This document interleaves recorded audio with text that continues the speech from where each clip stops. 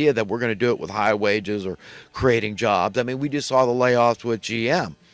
I mean, people in tears and crap. One guy followed him around here and there. I mean, for God's sake, at the moment, I feel ashamed to own General Motors vehicles. I've had my 1977 GMC van since 1990. It's, I love it, but, I don't love a company that does that to their workers. Okay. I've got a 2000 Chevy Impala. I love it too. 234,000 plus miles, and it runs like brand new. You take care of your crap, and that's what happens.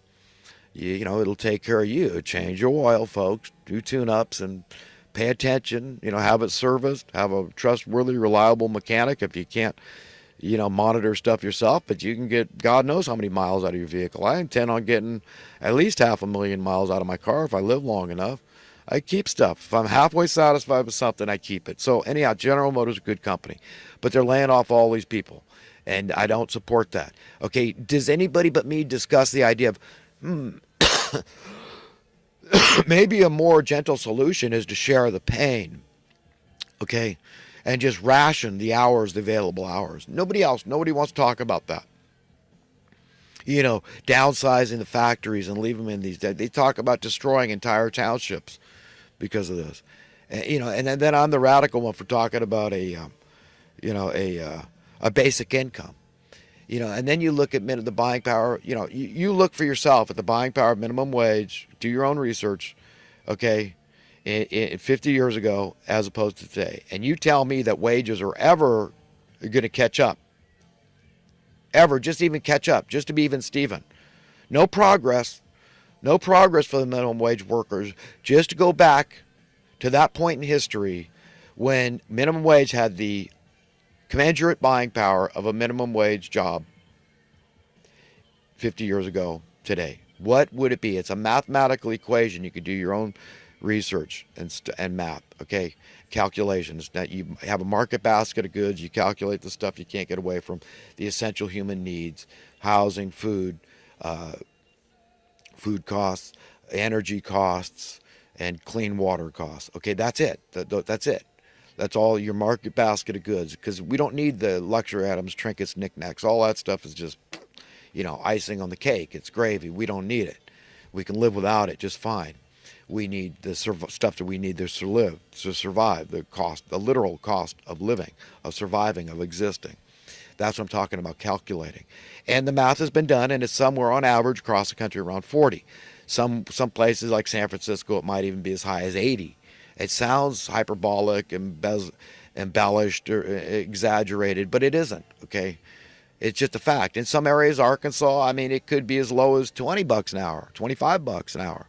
Really. So, it does fluctuate. It varies.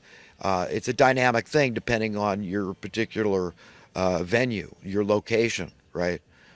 So, but the point should be clear. We're never, ever, ever going to catch up to the buying power of a minimum wage 50. So what's the answer? The only answer is cost of living deflation. That's a tax. Remember, if it walks like a duck, quacks like a duck, it's a duck. It's a tax.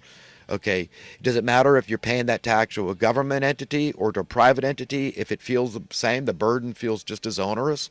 No, not in my mind it doesn't. It shouldn't in your mind. So educate people, Alex Jones, all the people out there of influence on the public. Come on, be honest. You're going to have to meet your maker someday. Your belief system's got to hold water. It's got to be pure. Your heart has to be pure. If it is God's will that we share this planet, and so the new paradigm, our new reality from birth is one that we're born free. We're not beholden from birth to the money masters of misery. Do you understand? That's the only ultimate answer, is to be idealistic and to be an egalitarian. If it's a thus saith the Lord thing, and it transcends all this economic, political, social philosophy and conjecture and debate, okay? It silences all that crap, okay? Because it's just one big, fat, happy family. That's the Lord's Prayer. That's heaven, paradise being accomplished on earth, being installed upon the earth, being the rule of the day on the earth. That's it. That's what we're shooting for. There's no plateau short of that. That's it. You can't compromise. So money has to go. Any method of getting advantage over another person ultimately has to go. Do you understand? I want people empowered with the truth, the whole truth, and nothing but the truth. We've got to talk about these things. The only solution. Is it happening? Is the cost of living going down? Well, believe me, the conformists, the establishmentarians are going to fight tooth and nail to prevent that. You know how many special interest groups, their relevance depends upon the problems persisting in society? I mean, be honest. I'm not being unduly cynical. I'm just saying this is the way it is. You know, I pointed out the insanity of volunteerism. I mean, while they're the most noble people in the world, altruistic, giving, selfless, benevolent people out there, good-hearted, pure-hearted people. But conversely, if they're threatening your job, so not only are they like a scab, you know, that's breaking a union, and they'll work for less, they're going to do your job for free, okay? Because they got retirement money. They're, you know, some other way they're getting money, so they don't need the money. I mean, if that's not a threat, I don't know. So I'm just saying, see what this has done to us, the insanity. Okay, I just watched an episode of True Crime Files this morning. I mean, this guy was having financial problems. He was a plumber's apprentice. He got a wife and a couple of kids, and he gets laid off, and it's right before Christmas, and he's got no money for anything, and he gives for his family, and he feels like a loser, low life, and he's desperate. He's financially desperate. So the guy goes out, and he ends up killing. He killed a guy. He killed a woman first that was, I think she was selling something, and I think she was walking him out to the back, and he killed her. Anyhow, the long story short, the guy wound up killing in this crime spree 3 different people, and it was all about money. Everything, it was just about financial desperation. The guy was bipolar and all this, and he wasn't taking his meds. Yeah, all that's true. So he had mental illness on top of it all. Probably wasn't taking his B complex vitamins, but probably couldn't afford them either. This is the reality. This is what we've come to as a civilization. We've regressed. Do you understand? So we have not only not progressed, but we are in the process of regression. And through history, you see this happen. So this neo-feudalism can't persist forever. The American people, and that American spirit is all over the world. Anybody all over the world, they appreciate it. Okay, it's just the idea, the precept of freedom and the right to pursue happiness, and saying, you know what, come hell or high water, we're going to fight you if you're opposed to my liberty, to my freedom, because it's the most key ingredient in being happy. I've got to be free.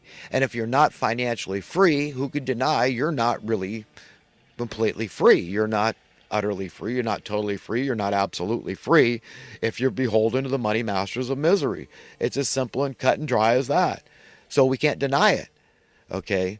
So this is what we're looking for, folks. And you're being divided on purpose. They don't want just slow, steady progress. That's why they won't let true capitalism work, because it would, as JFK was about to give to the world, because by extension they would benefit if America set a shining light example. Here's how you do it.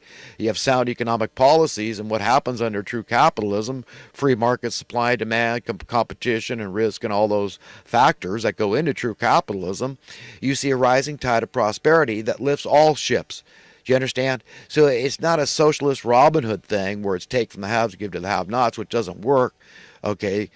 Because the people that can comfortably afford to pay the bills of society always find ways to avoid paying that tax. They find attorneys who in turn find loopholes that are legal, or, you know, whatever. I mean, you know, these guys know how to skirt the law when necessary. I don't know how.